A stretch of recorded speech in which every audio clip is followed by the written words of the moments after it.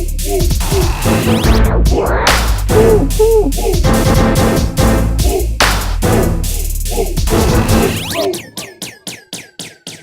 I'm Aundre Jacobs. Thanks for joining us on Woe TV. I'm with Michael Black Death Johnson.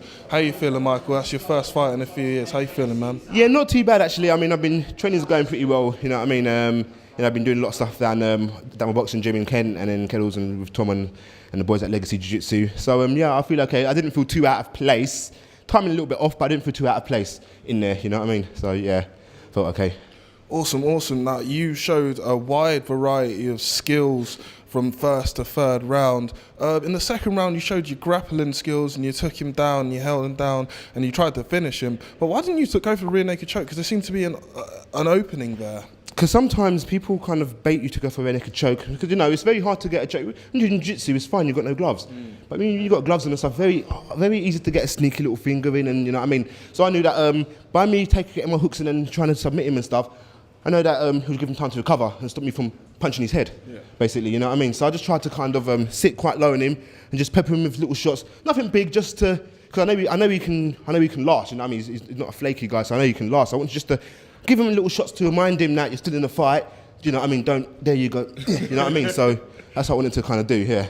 Now, in the third round, I've got to say, you put on a striking clinic, my friend. I mean, you were throwing some really nice, quick jabs. You were really putting him off. And then you threw something more like a Anderson Silva kick. You channeled your inner spider. How was that for you, man? That was awesome. Watching a lot of Anderson Silva. Now, to be honest with you, you know, kind of kicking and stuff from my background. But, I mean, you know, you just kind of been doing something so long, you can kind of see gaps. So I just saw the gap, you know. I mean, he's moving quite laterally well.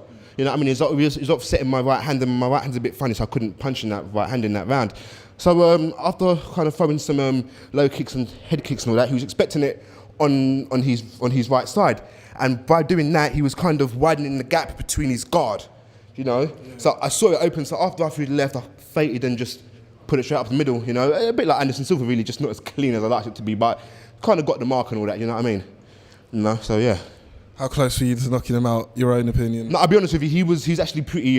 Pretty tough. I mean, like, you don't get a record of 10-1 like, not being tough. He was actually pretty tough. I mean, I thought I'd finish him a lot earlier, but you know, this game's full of tough people, especially at this level, BAMMA, especially in the UK. So the guys here ain't going to be flaky guys, you know. So you know, I mean, I kind of had in my head that for the last 15 minutes. You know what I mean? You know, he's a tough guy. I'll give him credit for that. You know what I mean?